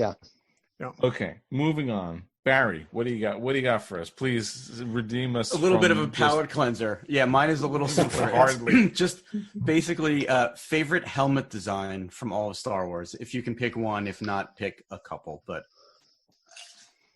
Okay, Gabe, let's. what order We're are we gonna going go the reverse, Reverse order. which is Barry. You're gonna start. okay, I love helmets in general. I think my all-time favorite is Vader. They just made a character that could be menacing and just looked so damn cool, and it just worked so well. I mean, it's just become the quintessential villain in all of like cinema. And you never see his mouth move, you never see his face. It's just Yeah, it says a lot. I mean, obviously, it says a lot for James Earl Jones also, but depending on even there, I do remember those scenes like we were just talking about when he's looking at Luke getting the lightning on him, and the angle is just so right that there is concern in his face, even though it's Yeah. no different than any other face. But it really is how the angle is built, and you know, obviously how they've built up the character. But you can't go wrong with that. And it's my choice too, Barry. You know, the samurai motif, everything. It's just so incredible. What an incredible design. Yeah, no, I think that Brian. Let's go to you since Daryl already chimed in Uh, there. I'm going to go a little off the board and say Ralph McQuarrie Stormtrooper. Ah, interesting. good one. That was one of the paintings that made me first fall in love with Star Wars when I saw that Stormtrooper with the lightsaber, which never happened in the film, but the Stormtrooper And the with shield lightsaber too, right? Yeah, the the shield. amazing look of that helmet. You know, just fell in love with Star Wars at that moment. Cool. Cool. I guess Dave is next. See, I had Vader first. I do love Luke's X-wing helmet. Certainly the original trilogy X-wing. I really, really don't like the new trilogy X-wing helmet, but just the evocative of sort of Tom Cruise helmets, of course, because we all love Tom Cruise, as we know. But it just they easily could have given him a new helmet, but he's got this worn, sort of beaten up helmet that's just, and you get that, it just gives you the whole sense of the rebellion. That's like, here's a cool helmet, but guess what? We're just going to give you whatever we got because we just don't have enough helmets to go around. So just take this one. Well, that was actually on my list too. And what I love about, and I is. wouldn't say Luke's helmet, I would just say the Rebel pilot helmet, because every single one of them was different. It's the same basic shape, but the way they painted and decorated each one made each one so unique. Like fighter pilot helmets. Yeah, exactly. Like fighter pilot helmets. Yep. Yeah. Cool. Todd? Okay. I would say my first choice would be Darth Vader's helmet. I think it's one of the most iconic things in Hollywood history. I will say, so my runner-up is going to be a little weird, but I think it is amazing how much personality they infused into the clone trooper helmets over time. All the ways that they made them different, just like the Rebel pilot helmets. Yeah. Right. Yeah. And, Yeah. You know, how you knew you'd see these same, it was just a bunch of identical dudes, but even in the helmets, you came to know them. I love the Ahsoka Legion thing that they did with the Maul ones and the thing, and they all exactly. And that's where, like I said, I think that helmet really lent itself to humanizing them in a way that they never did or wanted to with stormtroopers. You know what I didn't know, and I said I listened to that Dave Filoni interview. It was on ET's YouTube channel. It's about 20 minutes long. It's actually really worth watching. But something I never picked up on, and what Filoni said that George Lucas did on purpose, through all the prequels, they had all the different colors on the clone helmets, and then the yellows and the reds and all that. And then he said George purposely whitewashed all of that when you got to the original trilogy, because everything was just stark white. They took all the color, they took any little bit of uniqueness or personality out of the troops and made everything white. And that's what he said, that last scene with Vader on that ice planet, he whitewashed everything. Like it was washed out purposely to make it feel like that. But also, they did not want the individual personalities. They did not want and the other thing is the irony is the vast majority of those troopers looked identical under the helmets. Okay, the clone troopers, the stormtroopers, not so much. Okay, they were different people. That's yet right. their identities were obliterated by the outfit, and the reverse with the clone troopers. Well, and what I said, I actually should have said in reverse. Obviously, the original trilogy was made first, and all the troopers were white. When he went and did the prequels, he purposely gave them color and personality to show that distinction. Is the way I meant to say it. Yeah. Yep. Cool. Okay, where are we going now? Daryl, you have a topic for us. I do. So it kind of following Todd and I talked a little bit about what his was going to be, and there's something that's been sitting with me. My favorite character of the entirety of Star Wars is Luke, but I don't know if I've ever been on the show to discuss with you guys about Luke's character, his kind of his arc is explained in the last couple of films we have. So my question for you guys, just for discussion, is, do you feel, and this kind of follows Todd's about Darth Vader, like, did he redeem himself? But mine's a little bit in reverse with Luke. Do you feel that Luke's character arc, is consistent, or does it matter? Are you happy with, the progression of Luke through the films and ultimately where it ended? Do you accept it? I mean, I guess it's two different questions. Are we leaving out episode 8? Well, that's the problem. No. I mean, No, and let me go first then, because I've had this theory that that Luke Skywalker follows Obi-Wan Kenobi's arc, every beat, right down to it, sacrificing himself as a distraction in the end to let the hero escape. He becomes Obi-Wan Kenobi, just as what's his name becomes Darth Vader, and he also follows all of Vader's beats and dies the same way at redemption at the end. and they're same characters arcing through two different movie sets. Great answer. I cannot accept The Last Jedi because I don't think, because we were watching Force Awakens. It was on TBS, which I don't like to watch Star Wars on TV, but we were eating dinner and it's better than uncomfortable conversation. No, I'm kidding. But and Pam always is like, this was not so great because she gives me shit because I can't stand The Last Jedi. She's giving me a hard time. Luke, two things in that movie. At the end, when Rey is fighting Kylo Ren, and they're both trying to get the lightsaber, and it pops into her hand, and then when Rey is trying to hand Luke the lights, the hair on the back of my neck stands up every time I see that, no matter what, even if there's a freaking Geico commercial right before jumping into that scene. And that to me is Luke, and the arc of Luke from Force Awakens, skipping over The Last Jedi to what he was in The Rise of Skywalker, is what Luke should have been.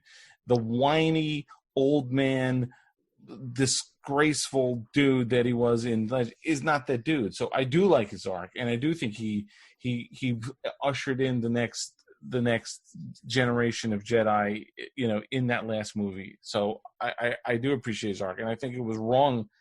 I can't accept what they did in Last Jedi. Well, Obi-Wan Kenobi sprung Darth Vader onto the world and then went to Tatooine for 20 years in disgrace. Obi-Wan Kenobi believed he killed Anakin Skywalker, left him for dead, and committed the rest of his life to protecting his child. Yeah, and thought he killed his best friend. So thought he killed his best friend, and then committed the rest of his life to protecting his child. Here's an interesting question, though. We know, but by the time we get to A New Hope, we know that Obi-Wan knows that Darth Vader is Anakin. So how long did he know that? Because you're right. He thought he killed him, but at some point he finds out that he didn't and still does nothing. But what could he do about it? Does he leave Luke knowing to try to kill him when he's got the Empire behind him? Also, not only that, knowing that Darth Vader / Anakin Skywalker is basically an Obi-Wan Kenobi detector, because he knows when he's in proximity. Okay, so he's like the last person who's going to sneak up and stab him in the back, and I think he stayed obscure to protect Luke. I think he also knows if he stays close to Luke, he'll meet Vader. Yeah, he's got to stay close to Luke. Vader's going to come around. I think he believed. Eventually. I think he. Yeah. Yeah, going up against the Empire on it your also. own. I mean, the whole thing also changes on its axis too when you realize that Obi-Wan knew who the message was from when he saw the message, who the woman in the message was. Okay, that his charge was to protect one of the two children. Mm-hmm. Okay, but now the second of the two children was in trouble. Okay, And he brought the other twin to rescue her, to help rescue her. Well, we're talking about Obi-Wan now, but I agree with you. But yeah. But I'm saying is Luke wasn't doing any of that, and this is where, I mean, my favorite character is also Luke Skywalker. Okay. And I will say, I continue to have a very, very hard time with that. If they had, one of the things, I came up with all these different explanations. If they had said his power had continued to the point of where he felt like he couldn't control it, I could see him living as a hermit on the island. Right. If he was starting to question his own sanity, okay, like being like all of a sudden almost killing his nephew and said, oh my God, I've got all this power. I don't have control. Okay. I've got to go for the protection of the rest of the galaxy and hide on this island. We weren't given either of those explanations. It was just, I kind of had it with this shit. Right. And given back to what Brian said, it's to me, I just to finish. That is the light switch with Anakin. It's like either of those things could have been handled much better, but they failed to do that. They failed to give you those key motivations, which explained why this character was where that character was. Yeah. And I think they're equal failures. Sorry, go ahead. Yep. But their journeys up to the point where, Brian painted a nice picture that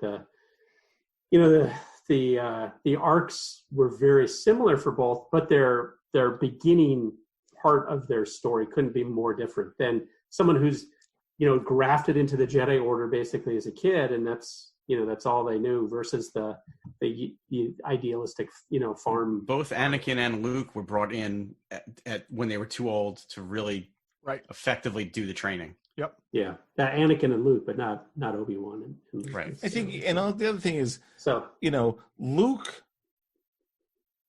Again, how does the father get redeemed? The father gets redeemed by the son, and Luke, to me, is the hero of nine series, regardless of if Rey ultimately was the hero, but it was because of Luke.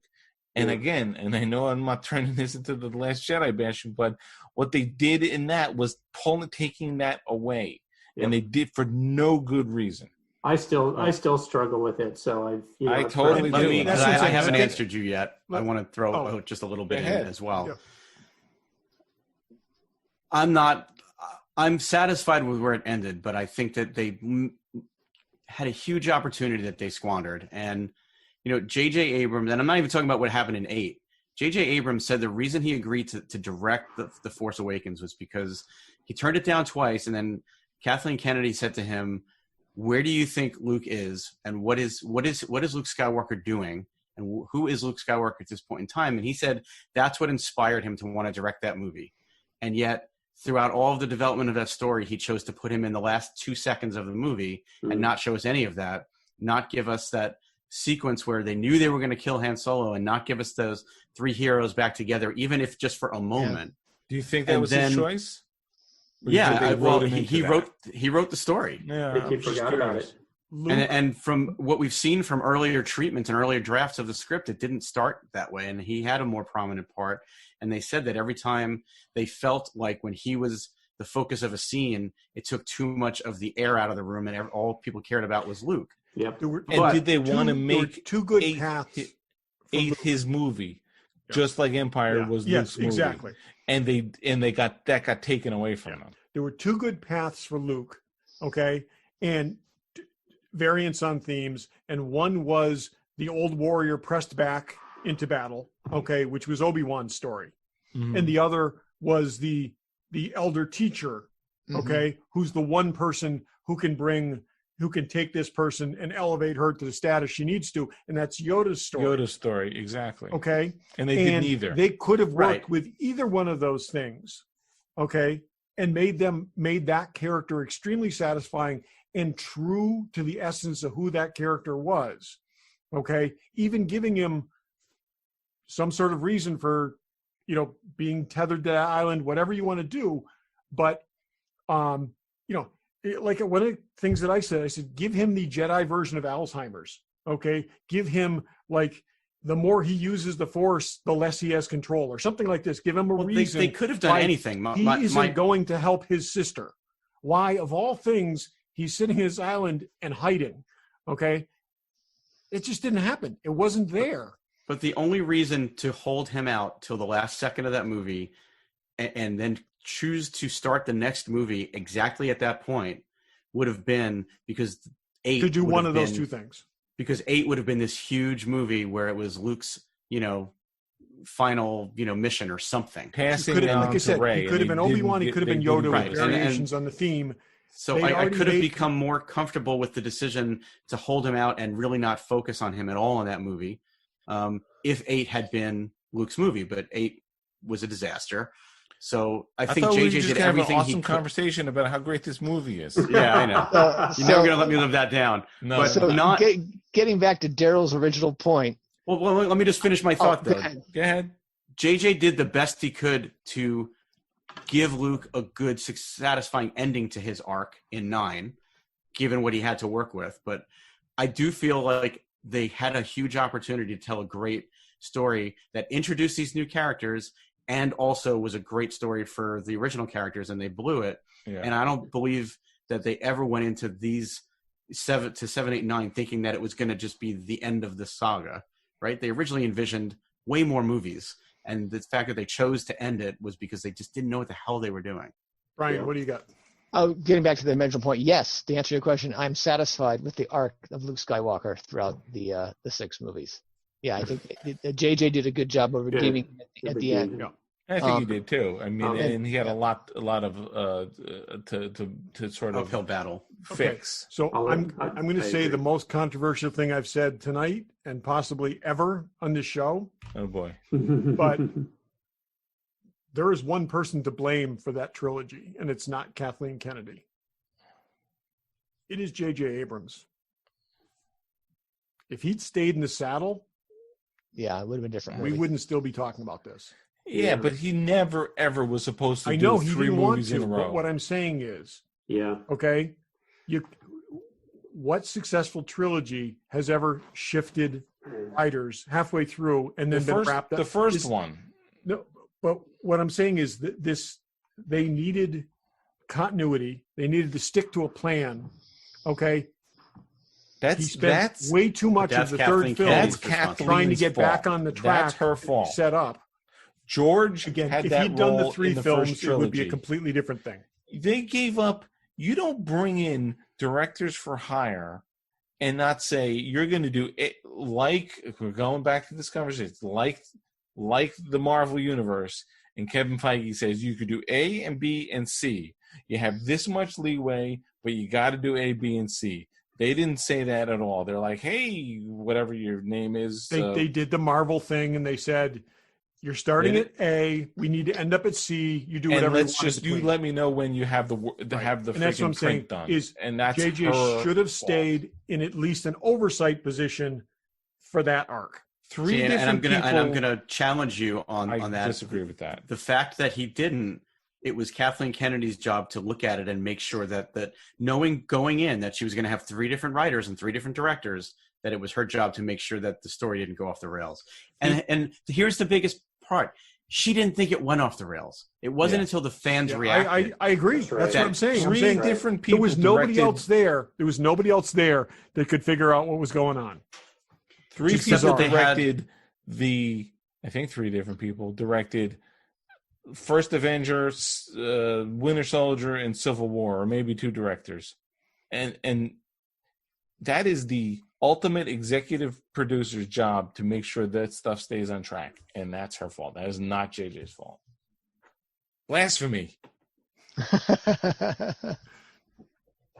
You know who has There you go. not I'm knocking lost over control? everybody. If JJ had walked away from the second movie, that would be a different story. He never Don't. intended to make the second and third. How movies. dare you Again, right. But what I'm saying is, take JJ's name in vain?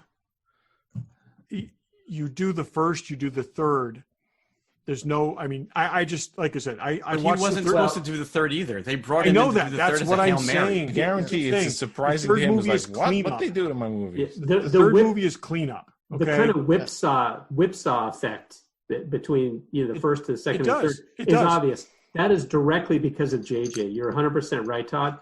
You're also right, Dave and Barry. When I think mostly Dave, when you say it was Kathleen, Yeah.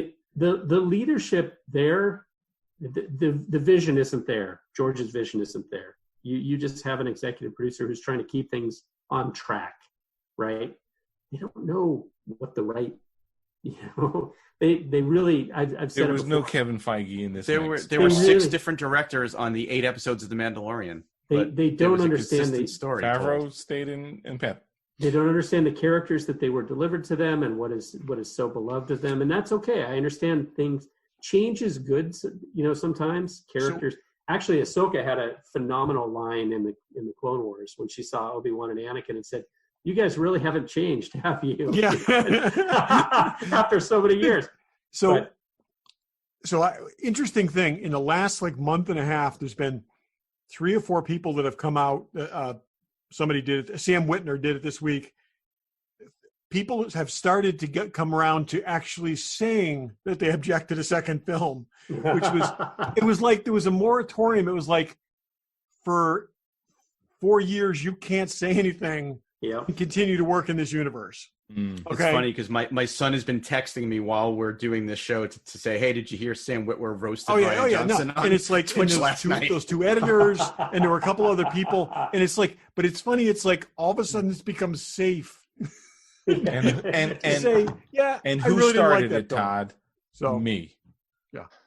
Listen to episode 219. Is that it? I don't remember. Yeah. I don't remember. All right. This is gonna be a great You mean episode. the one Anyway, where I said I thought we were just going to have a nice conversation? Yeah. I thought it was going to be a nice Okay. conversation about Okay. how awesome So this thi- movie is. I think So we're this- good. I think we're this good is- here. Yeah, this is what we get to live with. We have to live with as fans. Like we you Yeah. know, thankfully JJ brought us to a good place. We can live with it, but it doesn't mean we have to, you know, accept And I- everything. This is rewatched one Rise of of the things that's Skywalker. great, though.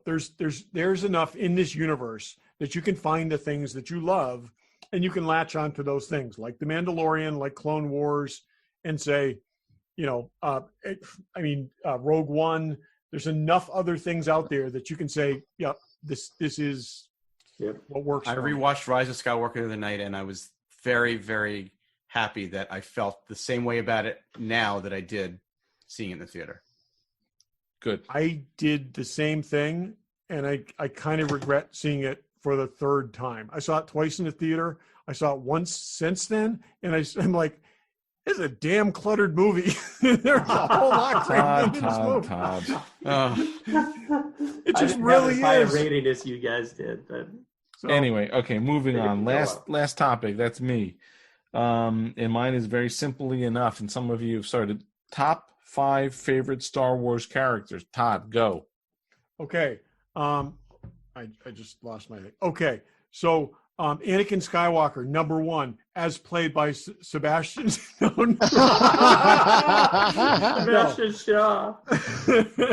I can't even fake that. Okay, Ah, Tuvix. so this is 5, right? So 5. Now, just Luke you're Skywalker- going to go through your whole list. We're not going to go I am. round and round. Yeah, okay. Luke Skywalker, farm boy Luke. Okay.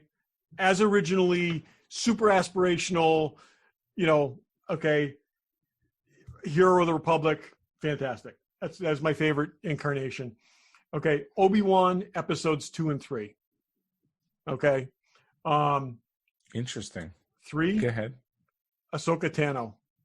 I Oh. just love that character, and I absolutely do. 4 is Rey, and 5, Yoda. Oh, Nice. Okay. Completely Yeah. different. There's Completely different than why any other he likes character in the Ahsoka. series. At that point, it totally turned your whole idea of what a Jedi was on its ear, and hugely significant to the series. Great. Awesome. Okay, I guess I'm next, actually, according to if we're going in order. Okay. I have young Obi-Wan, Ewan McGregor Obi-Wan.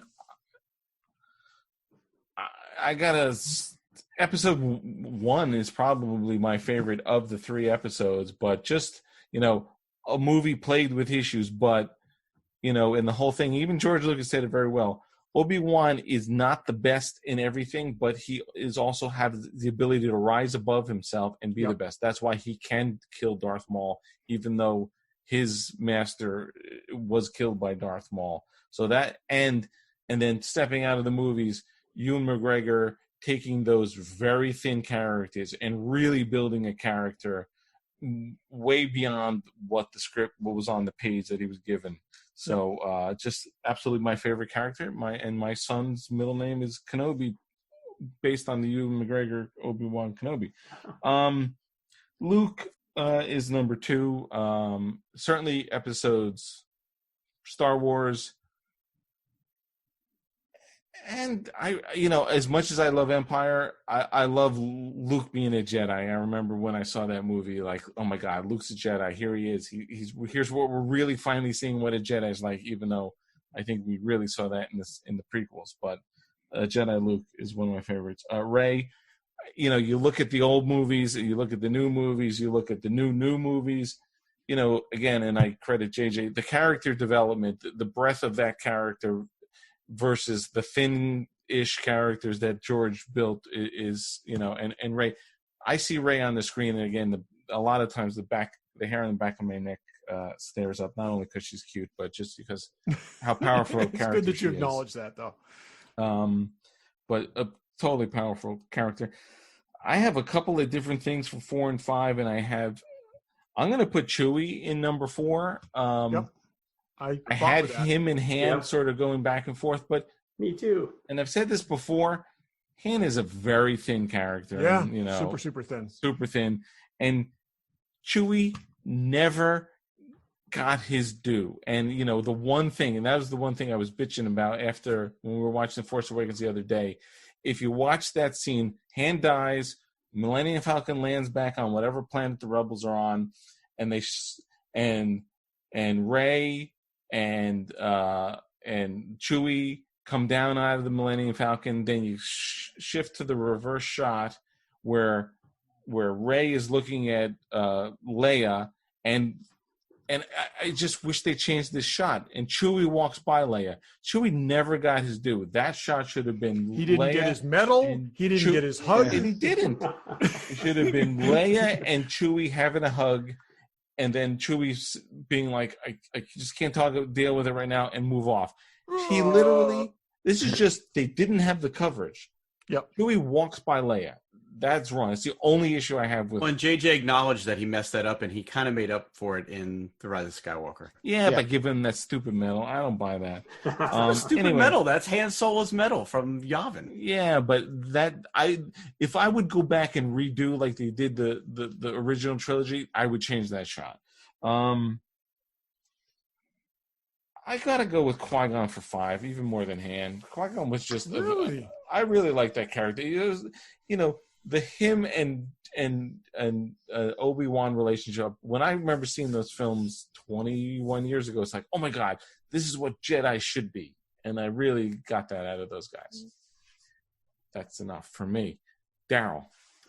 I'm going to go, this is pretty simple because you've covered all the territory. Number 1, Luke. Number 2, Obi-Wan, episodes 2 and 3 and through the Clone Wars. Brilliant. Number 3, Ahsoka. So Todd, I think I'm mirroring your list. But number 4, I went with R2-D2 because he has so much heart, Yep. so much personality. He's everywhere. He's not so much in the last trilogy, but Okay, let me ask you a question. So R2 in the prequels Can't see that. really sort of Just elevated inched his off my list. elevated himself when he could do all that stuff. But he anyway, could do all that stuff, but his spunkiness was there Yeah. at the beginning. So they just Exactly. gave him more tools to work with. yes.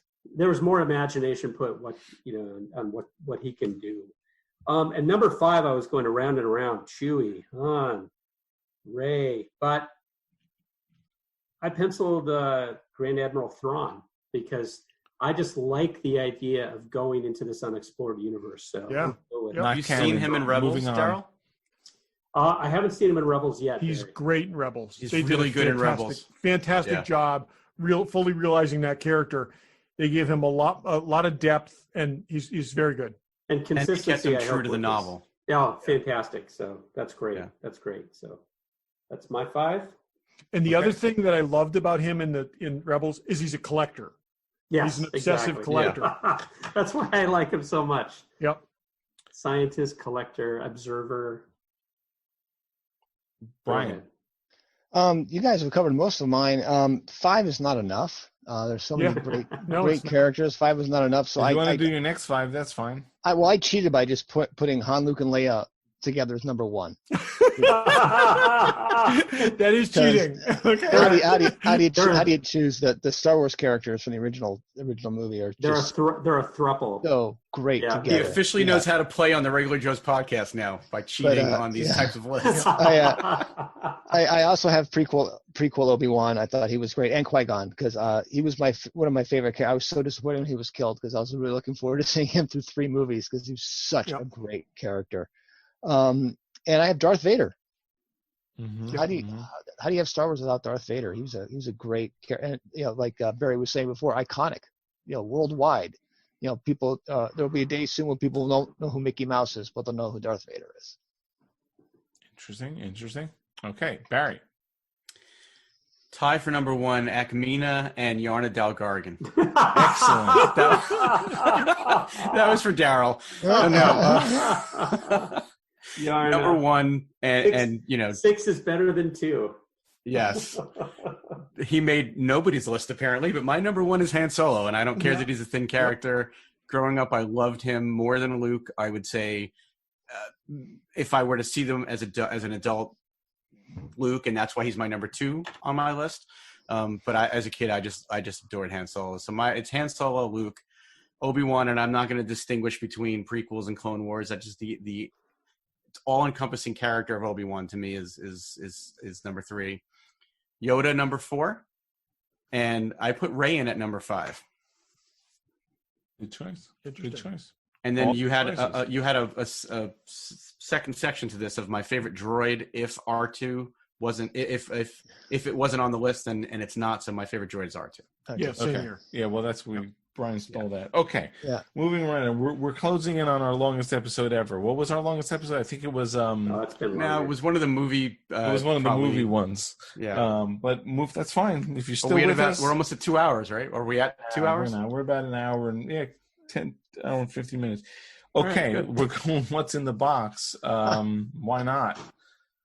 Okay, let's go in what kind of order? Daryl, we'll go in the middle, from the middle Well, out. today I didn't get anything geeky related, but I did get for Cinco de Mayo some taco holders. So I got stainless steel taco holders. That's Nice. Okay. Okay, fair Nice. enough. Okay, good. Brian. I have to turn off my background to make this work. So I quickly turn off my turn video background, turn it off, none. When I was with you guys at Rhode Island Comic Con, I saw these and did not get one and regretted it, and then hunted it down. It's a Mego Captain Kirk in his green wraparound, Oh, that's great. Nice. Have it. Excellent. and Nice. I Nice. still got to find my Mego animated film I made, but I saw this one. I've got to have the Kirk in the wraparound. That's just awesome.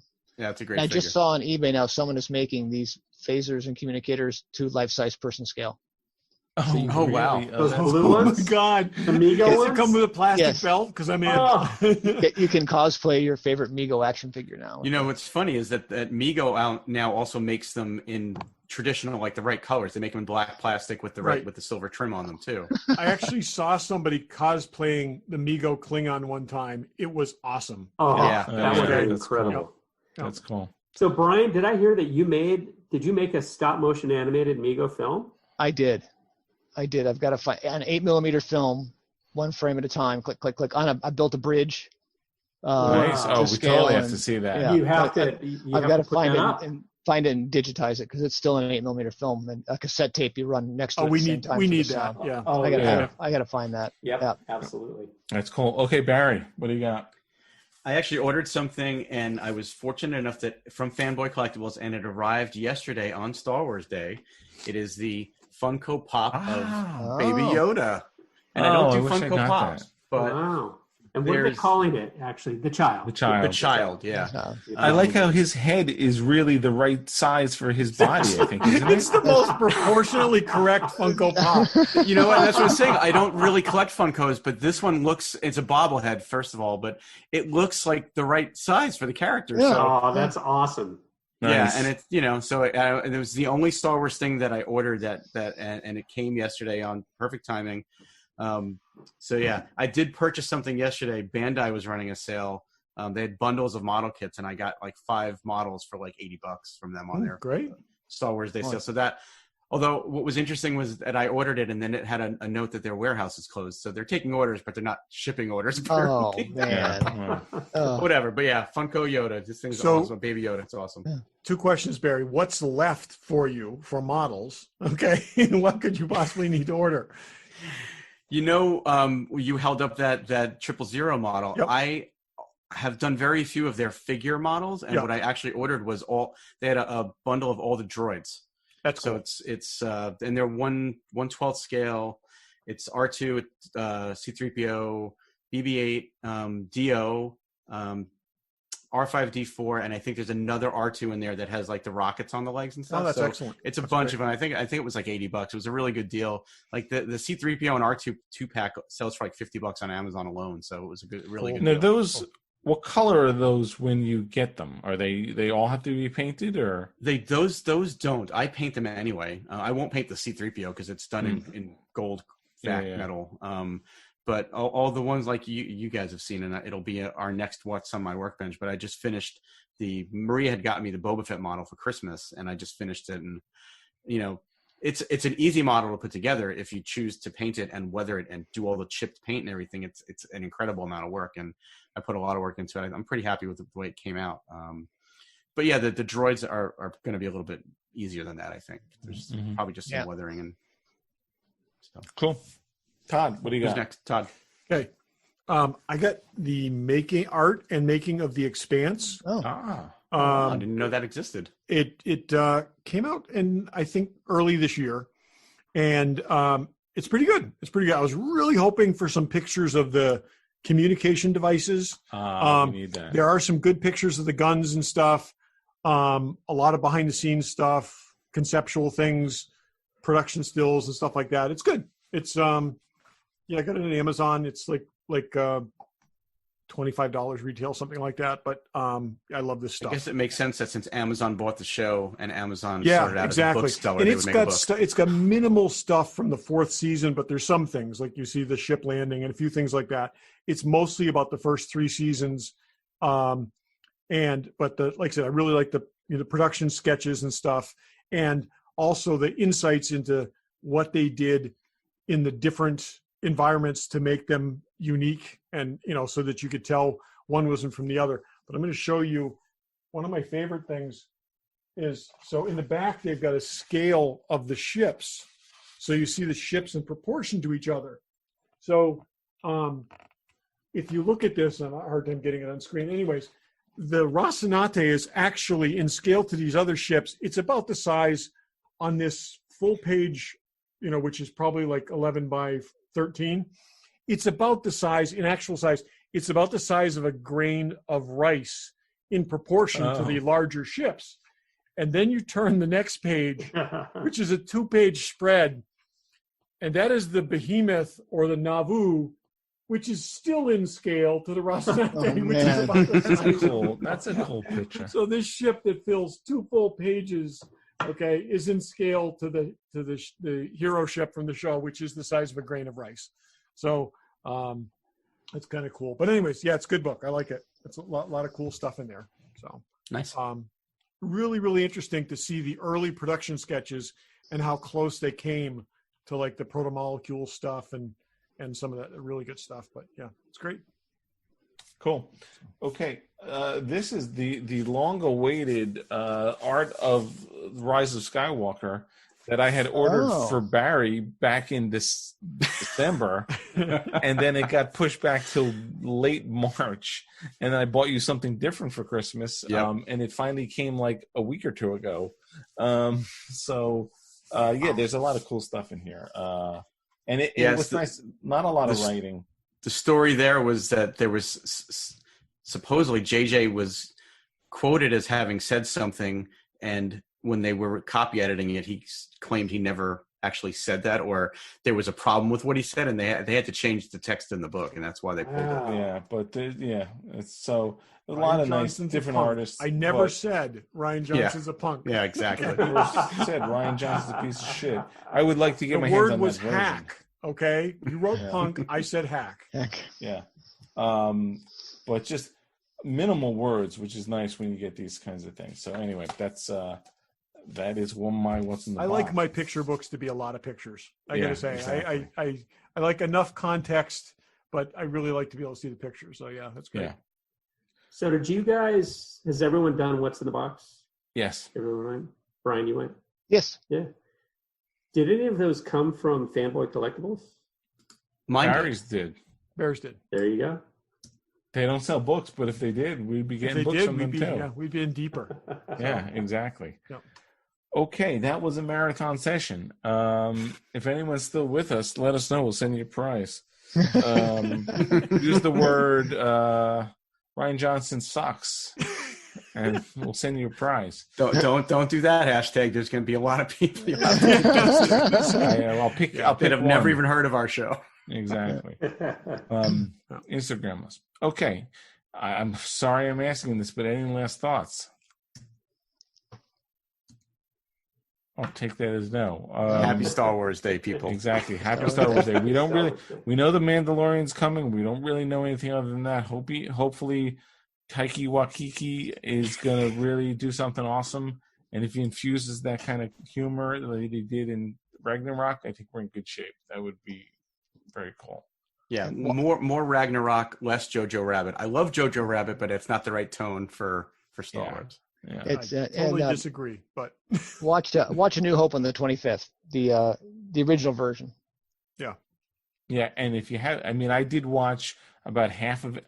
The good thing is there was stuff. I watched Clone Wars finale. I watched the first episode of the Star Wars Gallery, which was pretty interesting, and I watched the half of Empire.